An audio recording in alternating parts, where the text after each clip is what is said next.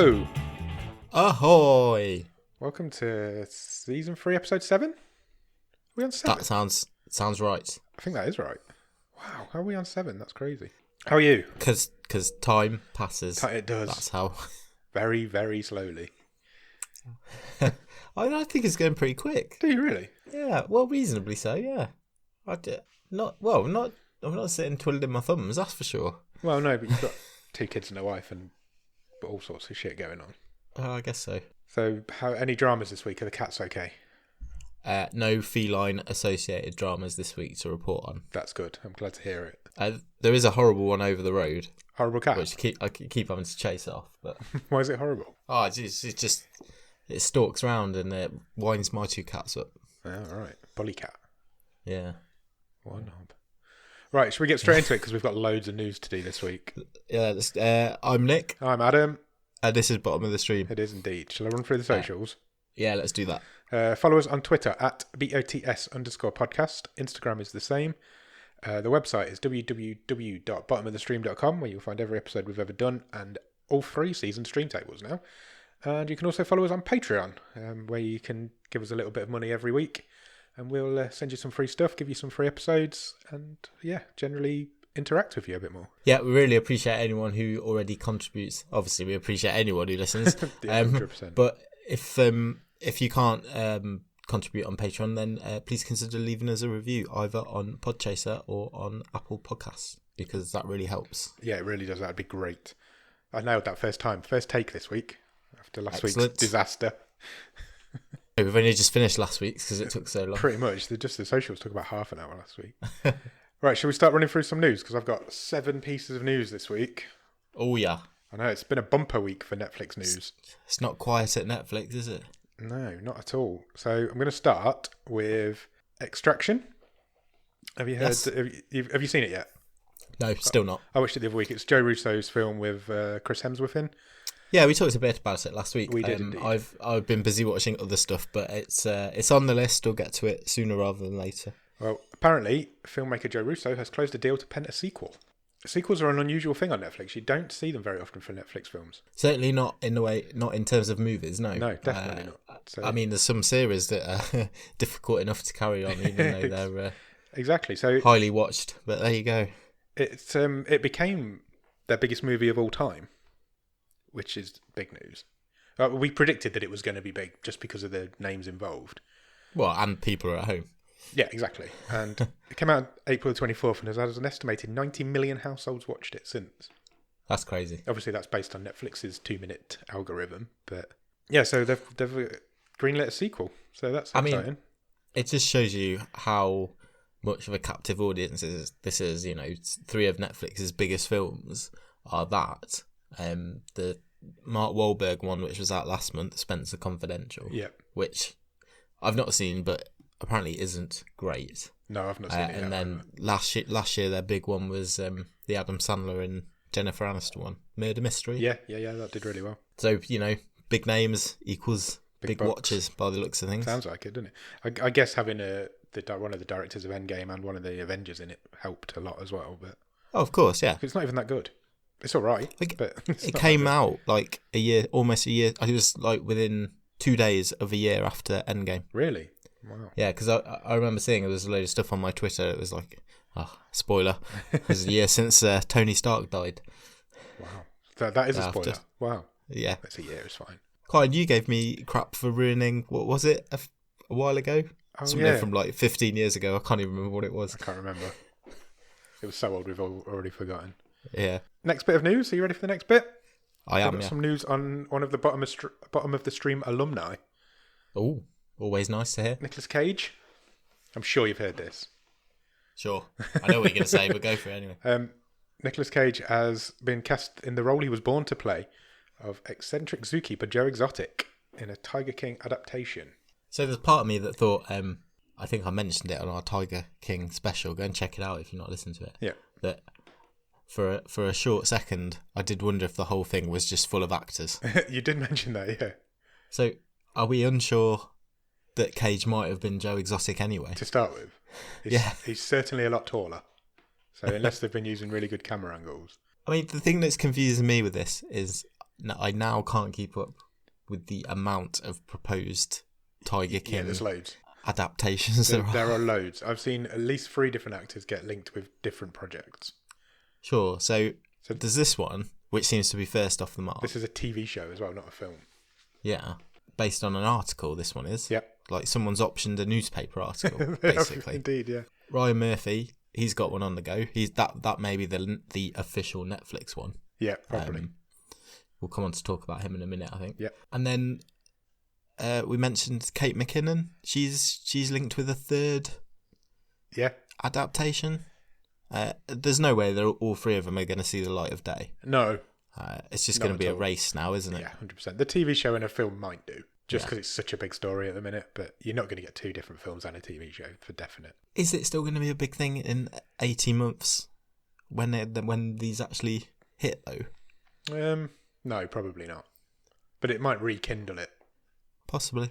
Who knows? I think Cage is perfectly cast for it. Oh, undoubtedly. He's he's batshit crazy, and he'll have a wild time. He will. He'll just go off the chain with it. It'll be amazing. And we might get to see Cage in a cage. Yeah. Astride a tiger. Oh, that'd be amazing. Can you imagine? Only if we get to hear him sing. I want to sing. I want to hear Nick Cage singing I Saw a Tiger. I didn't realise how much I needed to see that until you've just said that. But you're right. I definitely need that in my life. Moving on. Netflix have announced a new reality TV show. Have you heard about this? So remember I watched the glass blowing show last year? Yeah. And it was like... Blown Away. Blown Away, that was it. How do you make a reality TV show out of glass blowing? Now they've announced one that's based on flower arranging. Awesome. So it's called The Big Flower Fight and is the florist's version of the Great British Bake Off, hosted by Vic Reeves. I mean, it's ticking all the boxes, isn't it? It's the template of the, like you say, the Great British Bake Off. Some eccentric characters and a slightly zany presenter. Exactly, it's perfect, isn't it? If it's as good as Blown Away, I'm definitely going to watch it because Blown Away was brilliant. I really enjoyed that. So some of these pictures that I'm seeing of these flower arrangements are insane. I mean, you have this template now, and you just repeat it. There was a few years ago. I haven't seen it for a while, but there was certainly post Bake Off Hearty, there was the Great British Allotment competition. That's not a very catchy name, but no, I may be paraphrasing exactly what the show was called. In fact, in the next 15 minutes or so, I know my wife will be sitting and watching the Great British Sewing Bee. Yeah, there's loads of them now. It's just once you've got a formula, you can just hit it and do whatever you want. I mean, that's now on primetime BBC One. Yeah. Is that Joe Lycett? Yes, exactly. Same format. Slightly zany presenter. There you go. That's it. Get a comedian in. Doesn't matter what they're competing against. British public just want to see people compete. Yeah. It's crazy, really. Next bit. You ready for the next bit of news? Yeah. Have you heard about the 2021 Oscars? No. They have relaxed their rules on streaming films. Okay. So, because obviously cinemas are going to be closed for the majority of this year, the Oscars need to give some awards out next year. So, they've relaxed the rules on... do they? Well, no, they don't, but... So currently the rule is that a film must be shown in at least one Los Angeles cinema for at least 1 week to be eligible for an Oscar. That rule is gone. Now they're saying at the minute just for next year's ceremony. I mean, it seems a bit like a tick box exercise, doesn't it? Yeah, it's great news for Netflix. They're going to clean up next year because there's no other films. Start the extraction for Best Picture campaign here. Yeah, definitely. No. I don't think we'll be watching the Best Picture at all. Not in this podcast. We might reference it. So it remains to be seen whether they go back on that after this is all over. But I thought it was interesting to see that they'd relax that rule because it's quite a controversial rule anyway. Yeah, like it feels out of time, doesn't it? Yeah, it's outdated, like most of the Oscars. Well, that's it. The whole Academy thing is, possibly not moved with the times anyway. No. And I mean, we talked about this, didn't we, at the time of the Oscars this year? That it is probably just we're a couple of years away from Netflix, Amazon Prime stuff being fully accepted. There is still a bit of, what would you call it, bias, or it's not seen as traditional cinema or whatever. Yeah, but that's just not today, is it? That's not. No, that's not where we are. Certainly not this year. No. No, it'd be interesting to see if they bring that rule back in after next year's ceremony. Exactly, yeah. Quick piece of news: Office Uprising, a film we did in season 2. Yep. That is leaving Netflix, or will have left Netflix by the time this episode comes out. So if you've not seen that, you've missed it. Too late. It's a shame because it's really good. It was fun. Good. It was fun. Good fun movie that was. Yeah, it's a shame it's gone, but I'm sure it'll probably be back at some point. It does feel like the sort of thing that would probably pop in and out of Netflix's rotation, doesn't it? Yeah, I think it probably is. So go and check out our episode on Office Uprising. I can't remember what number episode it was. It came quite high up in the stream table there, if I remember rightly. I think it's like 7th or 8th in the. Yeah, I think it was somewhere around 7, 8, 9, wasn't it? Yeah, somewhere around there. I'm not quite sure off the top of my head, but yeah, it's well worth checking out, and our episode's amazing. Of course it is. Keeping Up with the Kardashians is coming to Netflix. This took everybody by surprise a little bit today. Yeah, I did see this. So obviously they've sort of inked this deal and just pushing it out there. I do have, like, I've never seen an episode of Keeping Up with the Kardashians. No idea who they are. But it's season 1 and 2, isn't it? Yeah. So it that's feels like quite old, old, for a long isn't it? time. I would imagine it's quite old. Yeah. So I don't know. Mate, give it say it's 5 years old. Might be even older than that. I'm not really sure. I think it probably. While you're talking, I'll have a look. What I don't quite see the appeal of watching a 5-year-old reality TV show. No, not me. How old? 5 years? Yeah. Season 1 of Keeping Up with the Kardashians was 2007. Oh, well, there you go. That's a lot older than 5 years ago. Really, that's 13 years ago. Yeah. So all right. You're watching a 13-year-old reality TV show. Do you know on Netflix, what do you think its rating is on IMDb? Bearing in mind, it's probably one of the biggest reality shows in the world. I'm not sure now if you're going to tell me it's surprisingly high or surprisingly low. I'd have thought it'd be a 3.5, 4. 2.8. Oh, wow, okay. It's really low. I was expecting it to be like up in the... Obviously, the film people who go on IMDb are not happy with it. Don't like it. I've never watched it. I don't really know who they even are. I know it's got something to do with O.J. Simpson. That was David Schwimmer, yeah. Oh, yeah, I did watch that series. He played Dad Kardashian, didn't he? Yeah, Daddy Kardashian. The Space Force trailer has come out. Space Force is Steve Carell's new... We spoke about it a couple of weeks ago, didn't we? We did. We knew that it was imminent, and the trailer came out yesterday. Yeah, I haven't had a chance to see it yet. And I think the show comes out either 28th or 29th of May, end of this month. Oh, quite soon then. How's it look? It looks fun. Yeah. So, I mean, I know it's hard to tell from a trailer, but I was expecting, just from the description, we might be down... I think it might have even said it when we talked about it before. Might be down the sort of medical police route. Real, like, slapstick stuff. I really enjoyed that show. The trailer wasn't quite that sort of comedy. Right. And it, the premise is taken from true life. So true life, real life, true story. True life. So it is. Our crazy president is setting up a space force. And sorry, mate, but you're stuck with it. And that's Steve Carell, so he's going to lead the space force. All right. But yeah, a lot of familiar faces seem to be in the trailer. I'll definitely check out the trailer. Until we started recording, I'd completely forgotten all about it. Yeah, it looks pretty good. It does indeed. Actually, one of the people who's in it, is in something I've been watching this week. Oh, right, cool. What? So how's that for a seamless link? I like it. That's took us straight into our what have you been watching this week? Have you heard of Ben Schwartz? No. So he's a comedian, and he is in Space Force. He also did the voice of Sonic the Hedgehog in the recent Sonic the Hedgehog movie. Oh, I know what you mean, yeah. I think he's been in a few sitcoms. So I watched this week an episode of Middleditch and Schwartz. Oh, I've seen that on Netflix. I've not seen it, but I've seen it. What do you know of it? Is it anything? Is it ad-libbed? So yeah, basically. So there's two comedians. So Tom Middleditch and Ben Schwartz. I think people tend to have a strong feeling, don't they, on improv? Yeah. A lot of people see it as like the lowest form of comedy. But basically, these two comedians that come out on so it's like an hour's long live show, come out on stage. Might have a topic to start with, ask the audience some questions, and then they just do a whole show. Any good? So the episode, I really liked the episode I watched. I found it really funny. Obviously, hits and misses in there because they are just making it up on the spot. But when it hit, it really made me chuckle. Oh, cool. I'll check that out. I've seen it. I'm, I've seen the title thing come up a few times, but I don't know if I'm a bit biased because I'm like, I used to love Whose Line Is It Anyway and stuff like that. Yeah, me too. I used to love that. Great show. And this is showing our age there. Yeah. This is maybe at its funniest where it goes off the rails when they can't keep up with their own lies, sort of thing, or remember which character was which. But I really enjoyed it. I thought it was excellent. Oh, check that out. That sounds good. Okay, have you been watching anything else? Any good? Worth mentioning? Still watching The Last Dance. That's now my weekly tradition. Are they releasing that weekly then? So 2 episodes a week. Oh, right. Yeah, I do remember you saying that now. But I think it's on ESPN on a Sunday night and then it hits Netflix on a Monday. Okay, got you. So 6 episodes down now, so there's only 4 left, so only a couple of weeks. It's been good? But yeah, still gripping, yeah. I will have to check it out.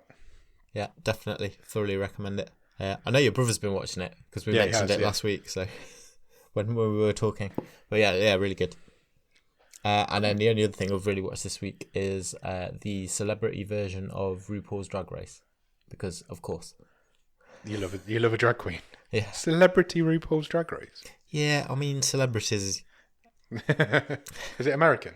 Yeah. Am I going to have heard of any of them? So watched 2 episodes and I'd heard of one of the 6 celebrities. Okay. Who was Vanessa Williams. Remind me. She was in Ugly Betty. Oh yeah. She's been in quite a few things. But she's a female drag queen. Yes. So does she drag as a man? No. So in the second episode, there's 3 celebrities were all females and they all dragged as women. Right. That confuses me. Okay. Surely that's just putting more makeup on than you normally do. No, but you're still embodying a new character and all that, aren't you? Yeah, I guess so. I'm not as up on drag queens as you are. Okay. Your made me watch a few episodes of things in the past, but yeah, I'm not as big an expert as you are, so I'll take your word on that one. No problem. How about you? What have you been watching? I haven't watched a lot this week because I brought a new computer game. I don't do a lot of gaming on my PS4, but I brought Stranded Deep. But when you fall, you usually fall quite hard. So yeah, tell us about that. I turned it on. So I turned it on at 11 o'clock on Sunday morning and turned it off at 11 o'clock on Sunday night. Impressive. Yeah, it's bad. If you're not, have you heard of Stranded Deep? After you mentioned it to me off air, I did have a little look. Yeah, it's because I've been watching Lost, I think. So basically, it's an island survival game. So you start the game and there's a plane crash. Yeah. Then when you take control of the character, you're in a life raft and you can see an island in the distance. Okay. It gives you a brief tutorial on the controls, and then it just says survive. And cool. Basically, the whole point of the game is just to survive as long as you can. There is an end game. There is a way to escape, but I think most people who play it just try and live and survive for as long as they can. And it's fucking brilliant. I'm so addicted to it. I come home from work every night and just turn it on for an hour before I have my dinner. What are we doing here then? I know. You have to drag yourself away from it. Pretty much, yeah. I literally turned it off just before I came upstairs. It's really good. It's only like £20 on the PlayStation Store, I think. It's been out on PC for a long time. So a couple of questions. It's only just come out on PlayStation. Go on. So is that just on VR or is it's available? No, it's not VR. It's not VR. It's a flat game. It's unusual for me to not play a VR game. Yeah, it is. And it would be fucking brilliant in VR. See, I just assumed you were playing it in VR. Because that's what you usually play in. Yeah, I usually only play VR, but no, I've been playing a flat game without my headset on. Right, I didn't realise that. I'm going to go and find it then. And get it. Get it, man. Yeah, it's multiplayer on PC, but it isn't on the PlayStation at the minute. So maybe one day we'll be able to play it together. So you'll love it. You'll love it. A few questions. Go on. How long have We've become Grief Burrito. We're talking games instead of movies. Shout out to those guys. Yeah, I love those guys. They shouted us out this week, so shout them out again. Yeah, really good episode. They were just shooting the breeze, weren't they? Yeah, just basically had an episode where they just shot the shit. It was great. Which I think we're threatening to do. Rather than talk about this film, but that's fine. Yeah, true. We're like 23 minutes in now. It doesn't matter. Just go with it. Okay, go on. How long have you managed to survive? I'm on day 23 now. So is that your best? Yeah. I've died 3 times. Okay. One was really stupidly my fault. is like everything out to get you, Not really, no. or do you just like On your first island, trip and fall and that's it? You're gone. I'm gonna have to go quite deep into it, but on your That's first, fine. you get put on what they call a starter island, and the whole game's procedurally generated, so no two islands are the same in the whole world of everybody playing it. It's completely random. Okay. And you're in like an ocean of 25 islands. Okay. So you can eventually, once you've got enough supplies, you can build a raft and go over to different islands. Scoot around. And that's what killed me. So I'd run out of rocks. Right. I can't believe I'm talking about this. I ran out of rocks. And so I thought, well, I'll have to go to a different island because I need some rocks. I need to make an axe. I need to blah, blah, blah. So there was no rocks left at all on your deserted island? No. Right, okay. In a sea full of rocks? Some plants regenerate, so you can, over a couple of days, you can keep reusing them. Like there's a yucca plant that you need to make rope and things like that. Sure. But rocks don't regenerate, so once you've used them all, there's none left. Fine. So I went over to this other island to get some rocks, and I got on my raft to come back, and then I fell off my raft, and my sail was up on my raft, so it just went on its own. Oh, that's careless. I tried to swim after it, and then got eaten by a shark. Oh. A really big shark. There's 4 endgame bosses, so to actually escape from the game, you have to complete 4 bosses. Right. And one of them is a megalodon. Which makes the game sound stupid, but if you don't want to do that, you don't have to do it. No, it's a huge shark, and out of the chances of me bumping into it while swimming through the ocean must be 1,000,000 to 1. But obviously, I fell straight into its mouth. That's funny. I got bitten by a snake, which you have to avoid like the plague. Right. You can make an antidote for it, but there's only 2 plants on each island, and you need both of them to make the antidote, and you've only got 3 days to find them. What business were you into when the snake got you? I just stumbled across it. Right, okay. You learn quite quickly to avoid them, and the way to learn to avoid them is to get bitten by one, because I just went over to it, I was like, oh, what's that? And then it bit me, and then I died. It's the same with sea urchins. You stun on one of them, you've got no chance. That's a harsh way to learn these life lessons. That's it, but there's no tutorials or anything like that in the game. You just have to learn it. You've got no choice. So do you have to when it gets cold or it rains, do you have to shelter and... Yeah, you can build shelters. You have to keep yourself hydrated. You have to keep yourself fed. You have to build tools. There's like a catalogue of things you can build, but you can only build... So like you can turn a rock into a tool. And then once you've got one of them, you can turn that into a knife. And then once you've got them, you can turn that into an axe. So it's building stuff up.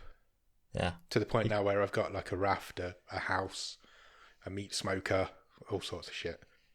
Oh, well, got to get the essentials, haven't you? There's shipwrecks all around the island as well, so you can go and scavenge the shipwrecks. Yeah. So I even found enough stuff to build a motor for my raft, but I didn't have any fuel. And at the minute, I've no idea how to get fuel. Well, at least you can stand and smoke your meat.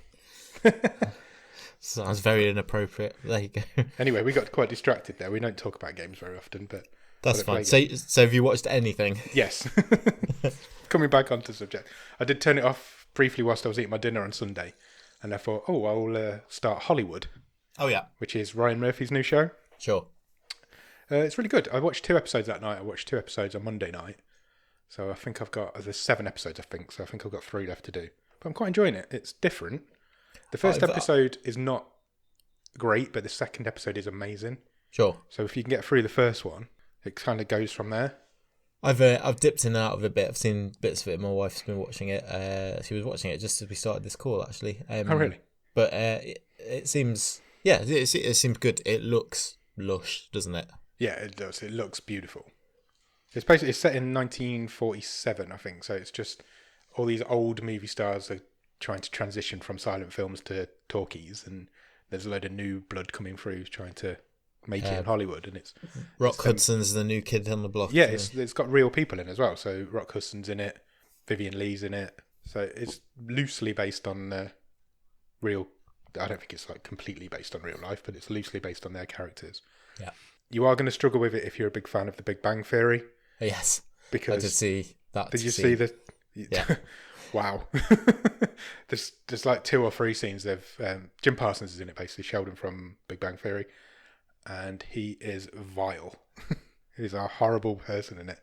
And his very first line just was like, shit, I don't want to listen to Sheldon saying that sort of thing. So if you can get past that, you'll be fine. But it did take me a little minute to get past that. He is a dirty pig. He's not a good person in it, that's for sure. He plays a real person as well. He's like a sleazy agent. Hollywood agent. Yeah. Who was Rock Hudson's real agent. So yeah, that's what I've been watching this week. Cool. That's nearly half an hour. So should we do 10 minutes on this film and then wrap up? Yeah, let's do that.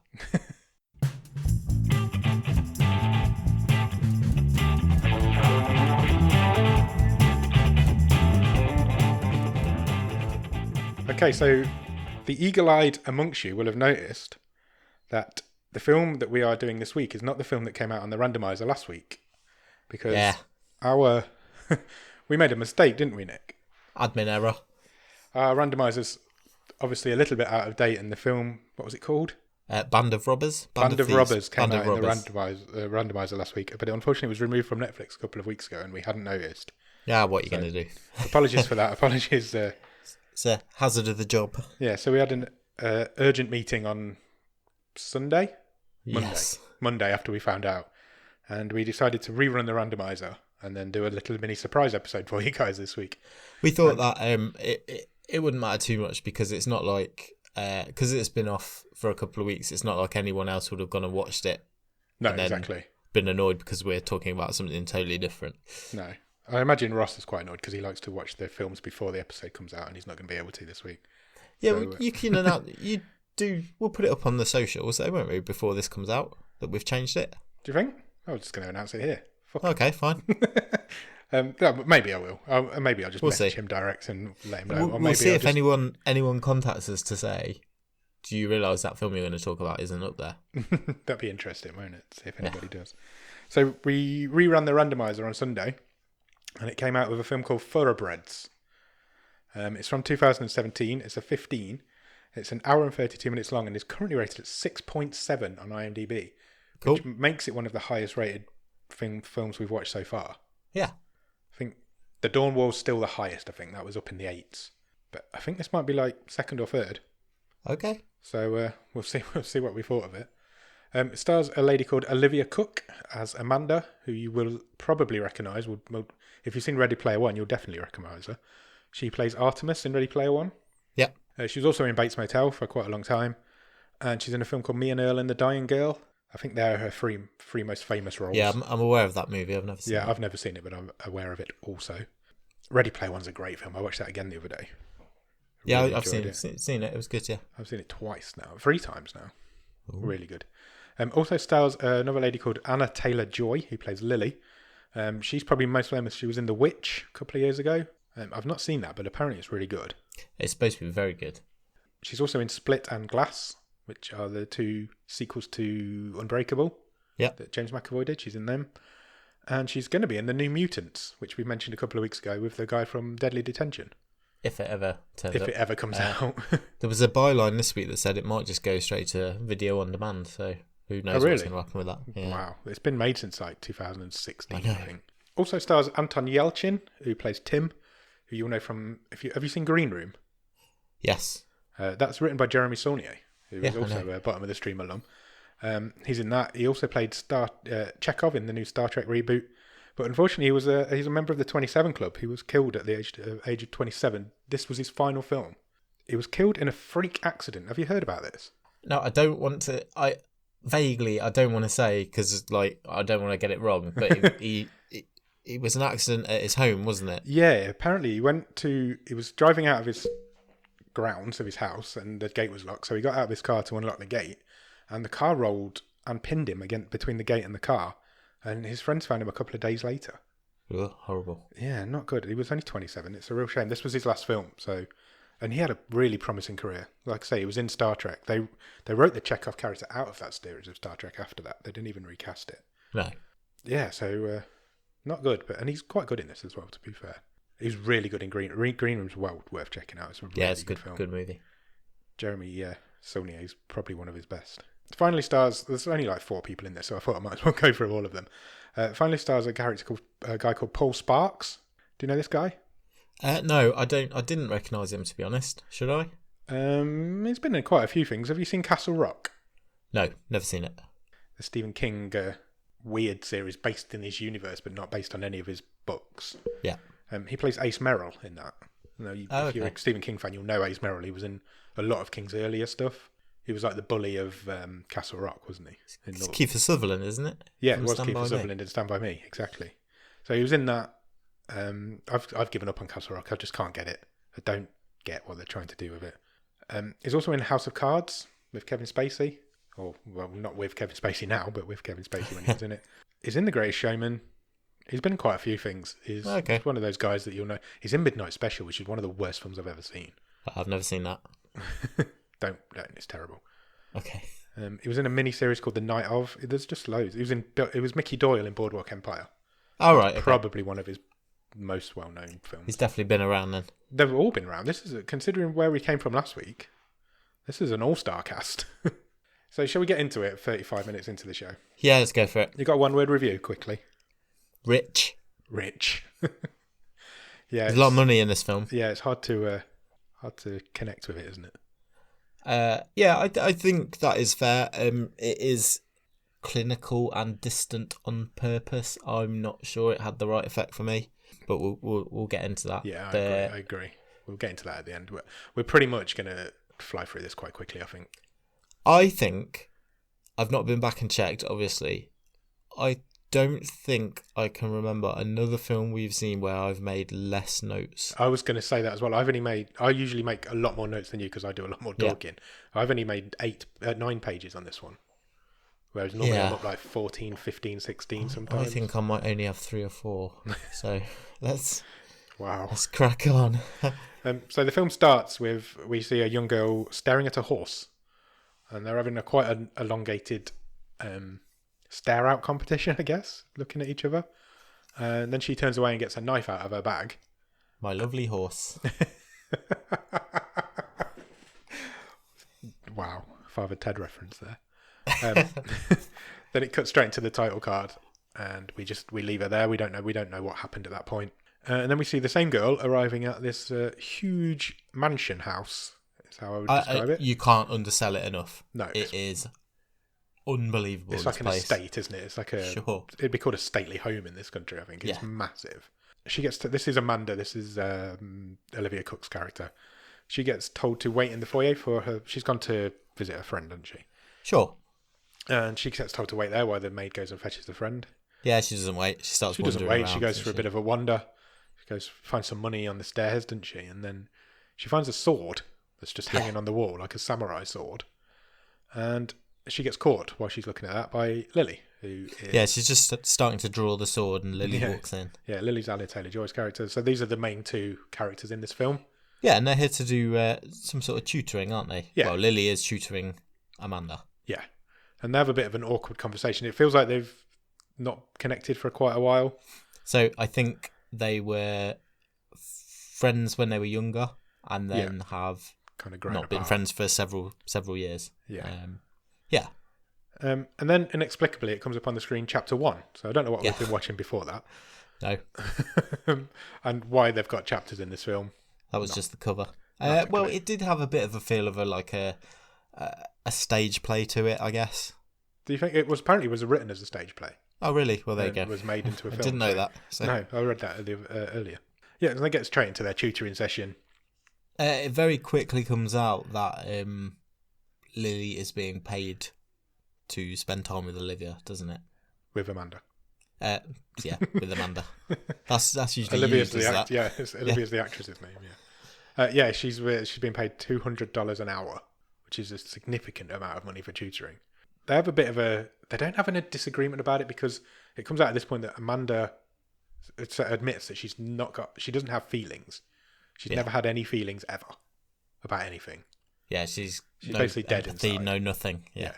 And she said, and Lily just can't really get her head around it. And she's like, well, I've got a perfectly healthy brain. It just doesn't contain any feelings. And they eventually have a bit of an argument about it, don't they? And Amanda leaves. But just before she's leaving, Amanda said, you should have held out. My mum would have given you at least $500 an hour. Yeah. So she wasn't offended because she can't be offended. Does that make sense? Sure, and she just is honest, isn't she? She Yeah. just says it like it is, and I think Lily kind of like that. You know, she's not being mollycoddled. You know, Amanda challenges her. Yeah. Yeah, and that's the start of their reconnection, I guess. Yeah, I guess so. And then the filmmakers must have thought, oh, we need to prove now that this little girl doesn't have any emotions. So you see her playing online poker. Yeah. And she wins quite a lot of money. She wins $180, and her face just doesn't change. She's not happy. She's not ecstatic about it or anything. So that's them just saying, look, this girl's got no emotion, because she never mentions poker. She never goes back to it again. She obviously doesn't need the money. So they just put that in there to say, look, this girl's got no feelings. And then we go straight back to the next session. So they're back at Lily's house, and Lily says this time that she isn't being paid. She just wanted to see her. Yeah, so, you know, she's obviously been intrigued enough to set up a second session. But yeah, no money has changed hands. No. At this point, we meet Mark, who is Lily's stepdad. This is Paul Sparks' character. He's going on a bike ride, and it's quite obvious that he's going on a bike ride because he's decked out in lycra. All the gear, no idea. No, literally. And he's also quite emotionless in this film. He just kind of says, I'm going on a bike ride, like a robot. Yeah, and there's like a really awkward like stare off between him and Amanda. Yeah. And she's just trying to like size him up. Yeah. And he's trying to work out what this is in his living room. Yeah. And it seems to go on for ages. He has a bit of a conversation with Lily, doesn't he? And then when he leaves, Amanda just turns to Lily and says, wow, you hate him. Yeah. And she just picked it up straight away. She's very away. perceptive, isn't she? She definitely is, yeah. Lily obviously denies that. And she calls Amanda off-putting, and she tells her that she freaks her out. Yeah. And they have a bit of a row, because Amanda goes to leave, doesn't she? She doesn't get upset because she can't get upset, but she goes to leave, and they end up having this really weird conversation in the hallway. And then she goes to hug Lily, doesn't she? And Lily kind of backs off, and she's like, oh, I thought you were going to attack me. Yeah. That made me laugh. And then they have a proper hug. But again, it's completely emotionless. It's like there. Yeah, basically, yeah. But she either doesn't leave, or we've cut to the next day now, because in the next scene they're watching an old movie. Yeah. Why do they always watch really old movies in movies? Is it for copyright reasons? Possibly. Very possibly. It happened in The Babysitter as well, didn't it? They were watching a really old film. Yeah. Yeah, maybe. Maybe it is. Maybe it is copyright reasons. Who knows? Yeah, they're watching this old movie, and they're kind of talking about the lady on the screen pretending to cry, and Lily's convinced that she's actually really crying. And Amanda teaches Lily a technique for how to fake cry. Yeah, she just starts bawling on the spot. Yeah, because she's obviously needed that in her life. She's needed to learn these sort of things. It's gone dark. I'm going to turn the light on. I can't read my notes. Okay. 1 sec. Damn son. I'll be back. Ow. I'm leaving that in because that sounded funny. I'm back. I didn't mean it went dark all of a sudden. I thought the power had gone off or something. No. I meant night has fallen. What did you say, Alpha? What did you do? I hit my toe on the chair. Ouch. It's a glancing blow. It's fine. Yeah, so they have this moment where Amanda tries to teach Lily how to fake cry. But Mark comes in and interrupts them while they're in the middle of it. And he decides he wants to speak to Lily on her own, which Lily's not having any of, and Amanda's not having any of either. And they have this quite fast-paced conversation between Amanda and Mark, which is probably the best bit of the film. Yeah, they kind of team up, don't they? And he's asking all these questions, and he's sort of, well, I'll call your mum. You can't call my mum. You know, she's busy. It's like 11 o'clock, and she's busy. And he says, "What's she doing?" And instantly she comes back with chemotherapy, and he does not have a response to that at all, and he just leaves. And he goes to get his juice. Remember, because he juices once a week. He juices 1 week out of 4. 1 week out of every 4. He's a proper douche. He's one of these he's one of these guys. And Amanda just turns to Lily, and straight out of nowhere, with no emotion, she just says, "Have you ever thought about just killing him?" Yeah. And they briefly discuss it. Lily kind of is not feeling it, and she asks Amanda to leave. She's like, "You need to go now." I didn't understand this bit. So you're right. So Lily asks Amanda to leave, and there's this really nice tracking shot actually. I've written this down as well. She walks for like 5 minutes just to get to the hallway and the front door of this mansion. Yeah. And then the camera leaves that and goes up another flight of stairs. Yeah. And then just And- cuts. Like there's a ghost up there or something, and there's all this ominous music, and you might see a shadow move, and it has nothing. It didn't seem to have anything else to do with anything in the No, rest of the it film. just cut out when it got up the stairs. It just stopped and it never... Did I miss something? No, I don't think so. Because I've written it down as well. It just didn't make any sense, does it? No, I didn't get it. I also didn't get this next bit either, because Amanda goes home and she gets on the phone, and she calls up this company about an internship program, and she's asking if they've ever heard of Lily and if she's one of their interns, and they just say no, and she puts the phone down, and then she rings a school and they have under the same conversation. So I think this is because Lily's told her she finished school early and she's waiting to start an internship. Right.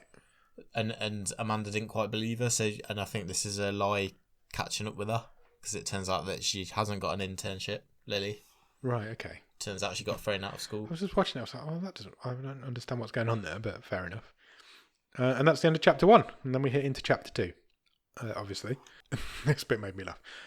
Lily's kind of walking through the house, and she hears Mark shout her name.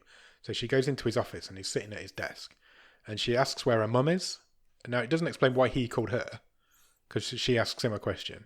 But when she asks where her mum is, he just points down, and I was like, is she under the desk? Is that what he's pointing at? I was like, that's really weird. But it wasn't. She was in the basement on a sunbed that she'd just been given as a gift. And she basically just wants to tell her mum that she's going out. She's popping out. She's going to a party. So she goes to this like house party. Yeah. And this is where we meet Tim, who is Anton Yelchin's character, who plays a drug dealer. Yeah, he's not an attendee at this party. No, he's there to do some business. He's a little bit old. He's a little bit older, hasn't he? Yeah. He's gone in there to sell some drugs, and eventually he winds up getting punched by some young little preppy kid. Oh, he's a total bullshit artist, isn't he? Yeah, he is. He gives variation. Every time he's in this film, the character gives the same, a different variation on the same speech, which is basically, this is just my start in life. In 5 years, 10 years, I'm going to be running this whole town. Blah blah blah blah. And this is the first time you hear that. Yeah. And it ends, like you say, it ends up with him getting a punch in the face by a lad who looked about 13. Yeah. So that's basically just how we meet him. Later on, nothing happens at this party either. And then later on, Lily just goes out and she's leaving, and she finds him sitting on her car. Yeah, the only other thing that happens is like Lily has a conversation with some of her friends, and they're obviously talking about Amanda. Yeah. And they're like, oh, she tortured this horse. Yeah. It's just, yeah. It seems to be why gossip about the weird girl at school. Yeah, basically. It seems to be the reason why people have kind of backed away from her, and why Lily probably backed away from her. Yeah. So that's basically just a bit of character building. So we follow Lily out to her car, and Tim's sitting on the bonnet of her car. He's kind of rolling a joint, and they have a bit of a chat, a bit of a bonding session, don't they? And he kind of asks her about school and if she's ever thought about dropping out, and it's basically just a chance to introduce the two characters to us. Yeah. This film couldn't be more paint by numbers. It's like, okay, we need to do this. Let's introduce these two characters. Let's make these two meet for no reason whatsoever. Let's just throw a party scene in, and it's really off-putting. It really put me off, this film. Yeah, it is quite, like I said, it doesn't feel natural. No, not at all. Not at all. And I think it feels really staged. I think most of that's intentional, but yeah, it's really quite off-putting it's really as well. Stilted, isn't it? Really stilted. Yeah, that's a great word for it. And Lily goes to Amanda's house next, so we get to see Amanda's house for a bit, and they decide, let's go swimming. So they have a bit of a swimming session, and they, for some reason, decide to have a breath holding competition because they're like 11. Yeah, my kids do that. Yeah, I can imagine they do. Hopefully they never they're get to... nowhere near 11. No, that's true. Not even if you add them two ages together, they're not even 11. No. Hopefully they'll never get to the point where Lily nearly drowns. She holds her breath for so long that she just nearly drowns. And Amanda has to go. Amanda has to go down and save her.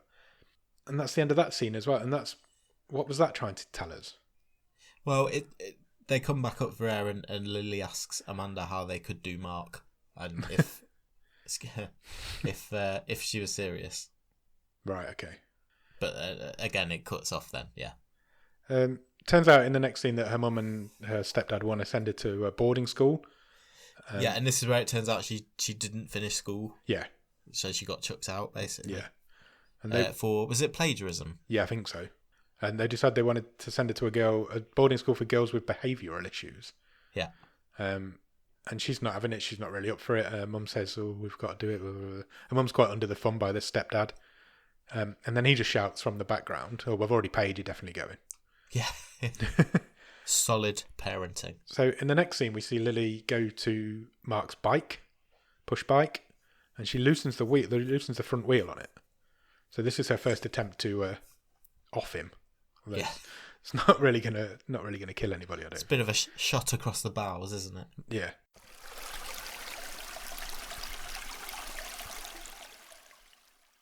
Then there's a weird scene where she's instant messaging somebody on a computer.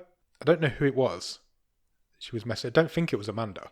I don't really know. Because the message that she sent was, "I hear you have pictures of the horse," and then you don't see the rest of the conversation. You hear responses come through, but you're seeing it from over the top of the laptop into Lily's eyes. Yeah, I didn't see the point in this whole scene. That scene. So you don't know. You don't know who she was messaging, and you don't know what the responses were, because her face never changed either. So whether she saw the pictures or not, I don't know. Okay. Next morning, we see Mark. He's going out to work, but he's covered in bandages. He's got a big bandage over his nose, a couple on his arms. They're like comedy bandages. Yeah, they are. that did quite make me laugh, actually, because they are like. But I'm kind of filling in the gaps here myself, but I'm kind of thinking, well, this guy's that big of a douchebag that he's like over-egged. He's got a couple of scratches, basically, because his wheel came loose, and he's put these big comedy bandages over it, and he's limping around. To make it look worse. But then he's an absolute ball bag, isn't he? He's horrible. Lily's mum. Yeah, he's really mean to her. Then we get this scene I did quite enjoy. There's a scene where they're out sitting on the lawn, and they've got like one of these lawn chessboards. Yeah. And Amanda's playing against herself while Lily's just sitting chatting. And Lily out of the blue comes out with, "I've seen the photos." And this is where you find out about Amanda killing this horse. Yeah. So it was her own horse, because she's rich as well. Yeah. She's got some money as well. She says she tried to drug it, but it didn't work. So I will give big props here, because this is where Olivia Cook, who plays Amanda, gets to do some proper acting. And she just basically goes into this monologue about how she killed this horse, and it is very good, actually. It is. It's my favourite scene in the film. I've written it here. It's really good. It's completely out of place in the whole film, but yeah, it turns out she tried to drug it. She'd Googled how to do it, and she goes into quite graphic detail about how she did it in the end. She was like chopping bits out of his neck and all sorts, wasn't she? But she was saying she was trying to do it humanely. But with the tools that she had, it was difficult, and there was almost emotion in it. Yeah. But at the same time, there wasn't. But it's a really good scene. If you're going to check any part of this film, I'd just have a look at that scene. And the scene ends with Lily saying, "I think we should do it," so inferring that she now wants to kill Mark. But Amanda's kind of goes to walk away, as if she's like, "You don't mean that. What are you talking about? I'm going to leave." But then they have a bit more of a chat, and she says, "Well, if we're going to do it, we need firm alibis. Yes. We can't do it ourselves. We need to be as far away from it," because she's got legal issues about this horse. Lily's trying to turn her life around. Yeah, Amanda says, I'm going to trial imminently for animal cruelty. So, if we're going to do this, it's got to be airtight. Yeah. End of chapter 2. Cut to chapter 3. So we're scooting through this film quite quickly now. And they go to a care home for elderly people. Did you notice the music that was playing? I did. It's like a Muzak cover. Yeah. Of Top Loaders dancing in the moonlight. I hate that song. It is absolutely hate that song. Horrible song. It's pure hot garbage. Anyway. Yeah, I wrote that down. It did make me laugh. It turns out they've gone there to find Tim, who is the drug dealer. He works there in the kitchens. Yeah, he's a pot washer. Isn't he? He's a pot washer. Yeah, I know. Thanks. They go out to his car and they have a bit of a chat, and it ends with them asking if he's got a gun, and he's like, "Of course I've got a gun. I'm a drug dealer." Yeah. And then obviously off camera they must ask him if he wants to kill Mark, because you don't get to see that. Because in the next they've basically you don't see any of that negotiation, but yeah, they've basically offered him a load of cash, haven't they? All the good stuff in this film happens not in this film. So in the next scene, they're in Lily's house, all three of them, and they basically talk. They're walking him. Yeah, they're walking him through the plan. So so he's familiar with the layout and all that sort of stuff. Yeah, and he's not against this at this point. No. But then they decide they need to blackmail him, even though he's already agreed to do it. Yeah, I didn't. No, not me. I had an issue with this as well. Massively. This seems stupid because he'd already agreed to do it. Yeah, he'd even gone to the house, and then they decide they're going to blackmail him. Because they've recorded him trying to sell them drugs. Yeah. And he's obviously had legal issues before, so that can't get out. And he fights Amanda, doesn't he, to try and get a phone off her.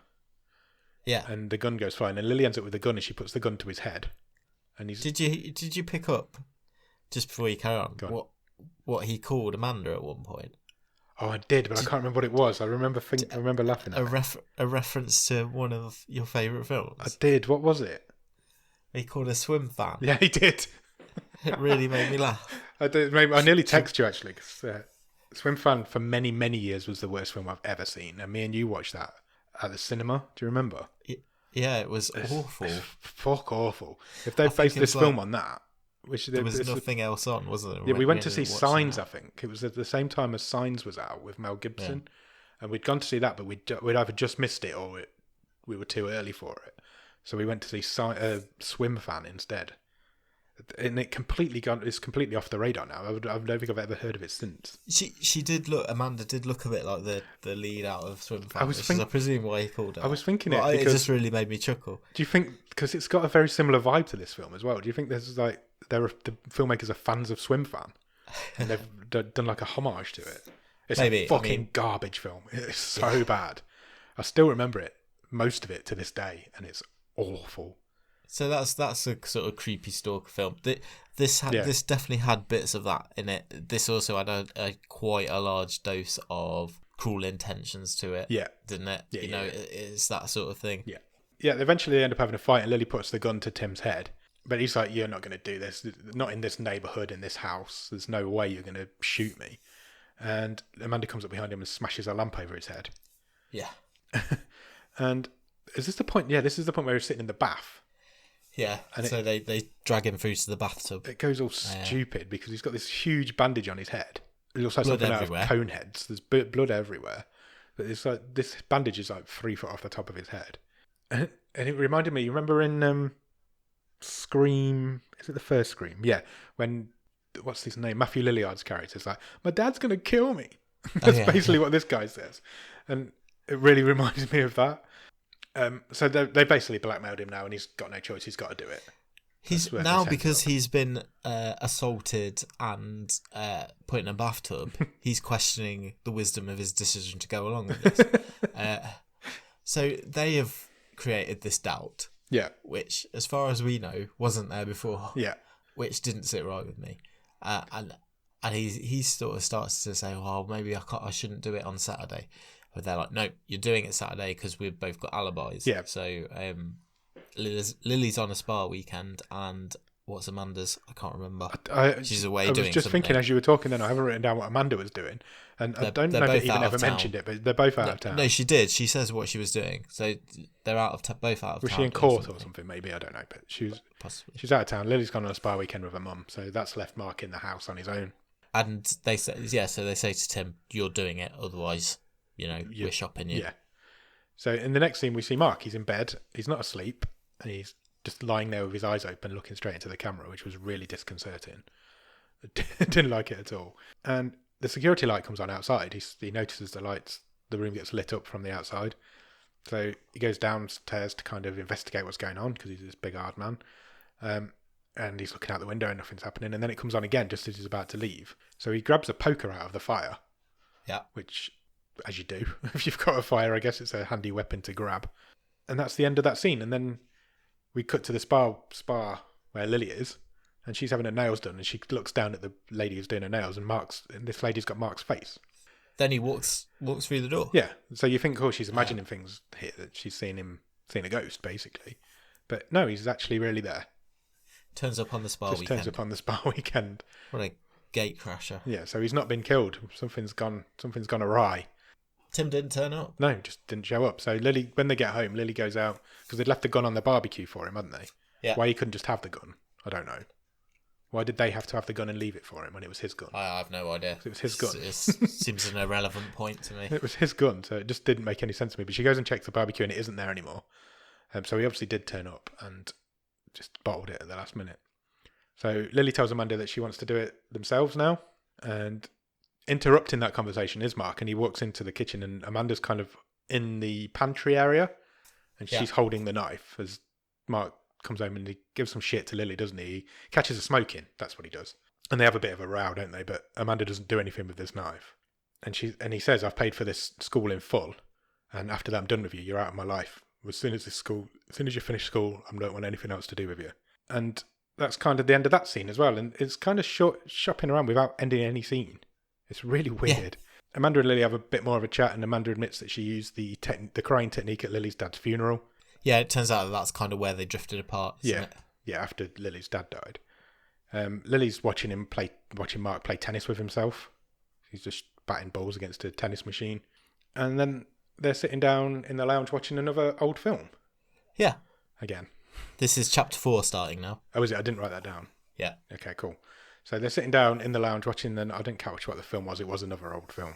And Lily turns to Amanda and she says, do you ever wonder if your life isn't worth living? And Amanda's like, what do you mean, like everybody? And she's like, no, just you. If you can't feel, is your life pointless? What's the point of your life? Amanda doesn't really know how to respond, so she goes to take a drink. And yeah, she can't respond though, because we've already established she doesn't have a point. I don't think it's a question that she's got the capacity to answer. No, she's got no feelings, and she surely doesn't know the point of her life.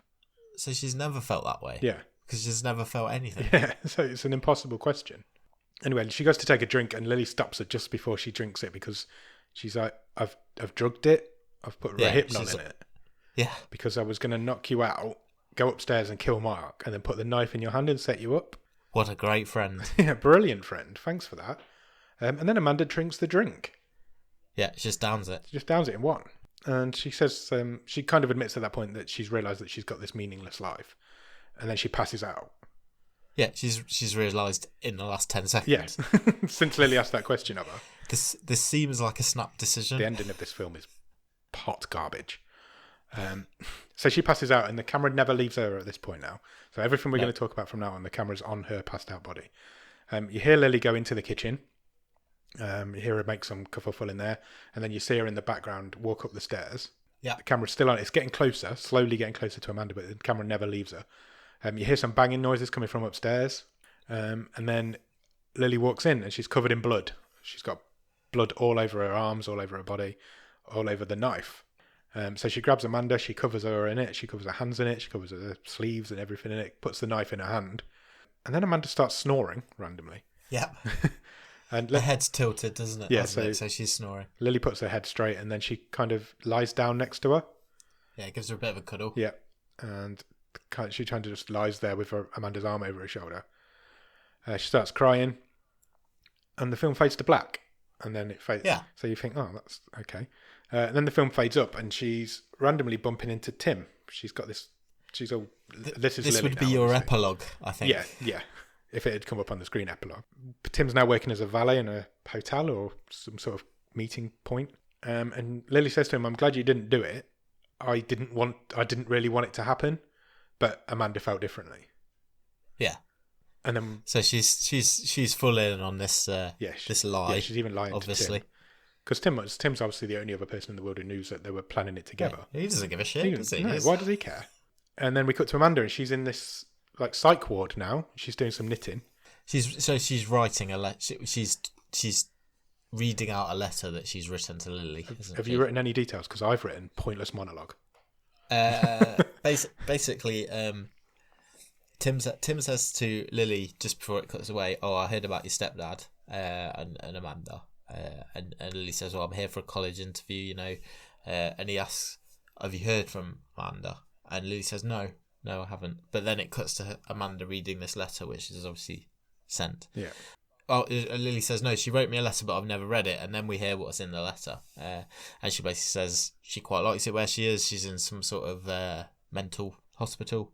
Has lots of she's painting horses, and she talks about these dreams that she has. So she has a recurring dream of being on the sofa and drinking the drink, and then she has another one where she is a horse. Specifically, she is the horse that she murdered, and they are in a town where all the humans have left, and all the horses have taken it over, and they are running free as the town is reclaimed by nature. And then it cuts back to Lily when Tim says, "Yeah, have you ever read the letter?" And she just says, "No, I never read it." And that's it. That's the end of the movie. Considering you've written 3 pages of notes for this whole film, that was quite impressive. I'll give you that. Because that's not what. None of that is in my notes. Oh, that's all come from your brain. I'm impressed. I've written pointless monologue. The end. I've put. Well, all right. I've put a little bit. I've put. She paints horses and dreams of being a horse that take over the town. Yeah. This film. Then the film ends. The end. The end. Thoughts? Right. So, objectively, I don't know if I can say this is a bad film. Really? Because. No, I didn't like this film. I hated this film. Not one bit. Good. It was stilted. It was. My wife fell asleep. Oh, did you watch it with the miss? Yeah. Part way through. It was slow. Nothing happened at the same time. Stuff happened. I know all these people were supposed to be like rich, robotic, unrelatable, but that didn't do anything for me. No. I didn't like the clinicalness of it, like I say. But no one was bad in this film. I thought the performances were pretty good. Yeah, the performances were there. But then they're all really good actors and actresses, so... And I didn't mind the, it's probably too much to call it a twist, but I didn't mind the whole... I didn't think it was out of step with the rest of the movie of how this ended in terms of Amanda taking the fall for this. Yeah, I see what you're saying, but it didn't sit right with me at all. I know it's not realistic, don't get me wrong. Just because she's got no feelings doesn't mean she wants to spend the rest of her life in a mental institute just to help her friend out she doesn't even like that much. No, obviously, and that is not realistic in the slightest. But what I'm saying is it's not out of step for how her character's played all the way. It's not like it's a sudden about face. No, that's what I'm saying. You're right there. It's not. It's just it hasn't. But I didn't enjoy it. It has no redeeming features at all. It's just it's really boring. I hate saying that about films because obviously some people are going to enjoy it, but I found myself I never ever when we're doing these films get my phone out, and I was on my phone a little bit during this, and I'm like, I paused it with 20 minutes left, and I was disappointed there was 20 minutes left. I was like, yeah, I really? Did the same. I want to get back to Stranded Deep. I did the same with 45 minutes left. It dragged. I hated it. It really dragged. It's not even that good a story. It's a couple of rich kids who want to kill their stepdad. There's nothing more to it than that. It's unlikable. Everyone in it is unlikable, but they're supposed to be. Yeah. But just because they're supposed to be doesn't mean... It's not for me. It's not for me. No. It's not interesting. Just because characters are written with unlikability doesn't mean that you're instantly getting a bad film. You can have unlikable characters in a good film. But there was no development in it, was it? No, not at all. Everyone was the same person that they were at the start. Yeah. Do you know what I mean? There's not that everyone has to go on a journey, but there was nothing like that. There was no journey. There was barely a story. There was no character development. How this is rated as high as it is on IMDb? Yeah, I don't get that. I don't get that at all. I really don't. I just don't. don't see what people are seeing in it. It's really boring. But nothing happens. You don't literally all the way through. Nothing happens. You don't even see the murder at the end. Not that I want to see a gory murder, but every time the film looked like it was going to get good, the scenes cut away, and we moved back to the boring bits. It was like a film where all the good bits had been chopped out. We didn't mention actually the guy who directed this. Yes, I don't have my phone in front of me. Corey, someone. Yeah, it is. Bear with. Corey Finley, written and directed. Yeah, so this was his first movie, and he's just, well, I say just, last year his second movie came out, and it is very highly rated. Remind me what it is. Bad Education, starring Hugh Jackman. Have you seen it? No, I haven't seen it. Apparently it's great, but then apparently this is very highly rated as well. Yeah, it's this Bad Education I 7.2. can see this. I can definitely see how this is developed from a stage play. Yeah. It has that feel to it. Yeah, agreed. With sort of three people on a dimly lit stage, I can kind of see this working. I don't think it translates very well. I think as a stage play, it's probably really good. It would be really good. For a play there's a story there for a play, because you don't need the character development as much, and you don't need the set pieces as much. You can do it all through the acting, and I think that's possibly there for that. But as a film, it falls completely flat. Yeah, it is a weird one because, like I say, I thought the performances were good, but it was a flat film and it didn't do anything for me, really. It was in limbo for 2 years. It was finished in 2016 and didn't get released till 2018. That's interesting. So whether there's people out there who don't like it, they just decided to put it out there. It's at the bottom of the stream for a reason. lot of time that can just be political reasons. Apparently though, you just never know. It went through the festival circuit for quite a long time as well. So, but there's a reason why a film that's 6.7 out of 10 is at the bottom of the stream, and I find it weird that there's a film that can be so highly rated that nobody's ever heard of. I would wonder what the proportion of critics to audience is on that sort of thing. Yeah, agreed. I can see maybe this being critically liked, but it's a bit of a film lovers. Certainly not a populist. It's a bit of a film lovers connection. film, isn't it? Yeah, I didn't enjoy watching. It's classed as a comedy on IMDb as well, which I find strange because it didn't make me laugh once. Didn't even make me close to laughing once. No, I think you've always got to be careful when people throw like black comedy around because it's probably the hardest type of film to make a black comedy. Yeah, and you can either hit and you can really hit, or you can miss and you can really miss. And if this is going for black comedy, then it's completely missed. Yeah, I mean it might have raised a couple of smirks from me, but that was it. Like when the mother was, like you say, when she was in a tanning bed and he was just in his office. Yeah, he shouted at her and said, she walked to his office and he said, "Don't shout in my house." Yeah, and he shouted to her. But that was just showing what an absolute ball bag he was. Yeah, this really dragged. It really dragged. Considering it's an hour and 30 minutes, it goes on forever. Yeah, and I know they're totally different ends of the spectrum and totally different genres, but how much stuff Peelers fit into 90 minutes last week? Yeah, very much so. Versus this. Yeah. It's quite the interesting comparison. Yeah, because nothing happens in this and everything happens in Peelers. Anyway, shall we move on to the trivia section? We still haven't got a name for this after a season and a half. Do you want me to go first, or do you want to go first? You can go first. I had Your turn, I had 3 questions this week. You've blown one of them. Right. I've got a really what I think is a hard one and what one I think is an easy one, and I don't know which one to go for. I'm not going to tell you. The horse that Amanda kills at the beginning. Yeah. What was its name? Honeymooner. Damn you! Should have gone for the hard one. Okay. What did I ruin? The Top Loader song. Oh, okay. Go on then. What drink is Amanda drinking when she is roofied at the end? It's a cocktail. They do mention it a couple of times. It's orange juice and something. Screwdriver. Correct. Really? Yeah, well done. Wow, that was a complete guess. I knew there was orange juice and screwdriver, and I knew it was an orange drink. So, well, I'll take that. I thought you were going to go ahead then, but we both got them right. So 3-3. Wow, that was exciting. That was exciting. I can't believe I've just guessed the question right. Do you want to know what my reserve question was? Yeah, what was it? What was the name of the school that they were trying to send her to? I don't know. Something Academy of it was Bitches. Brookmore Academy. Okay. Did you have another one, or was that your only one? I did have the horse. Oh, did you? I think I had what my other one was going to be. What colour was the lamp that they twatted Tim in the head? Blue. With? Yeah. Oh, well, I could have got you there if I'd have gone with my other question. I've gone easy on you there a little bit. Should we talk about the stream table? Sure.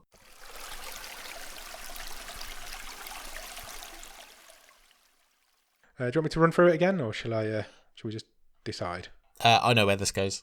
So do I, but shall I run? Let's run through them anyway. Yeah, go. Currently go in 6th is Deadly Detention. In 5th is Ark. 4th is Take Me. 3rd is Peelers. 2nd is First Match. And currently at number 1 is Bad Day for the Cut. Where does this go, Nick? 5th. 5th? Yeah. So you're putting it above... Or do I mean 6th? You mean 6th. You're not putting it above Ark. Oh, no. I mean 6th. Yeah, 6 out of 7. So you still think Deadly Detention was worse? Yes, 100%. Okay.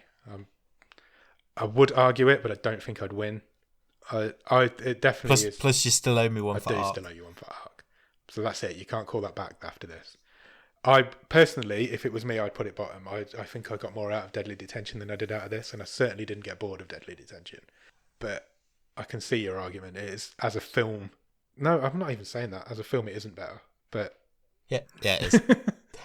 It is loads better. Like, it's boring, but Deadly Detention was boring and had terrible acting. At least this has some good acting in it. The acting is what saves this, I think. I think you're right. There's no story there, and there's no anything else there. But I think you're right. I think the acting saves it. So I'll get on board with that. But you can't hold Ark over me anymore. That's fine. Cool. So this goes into 6 out of 7. Unfortunately, we are down at the bottom of the stream. That just leaves us to pick next week's film.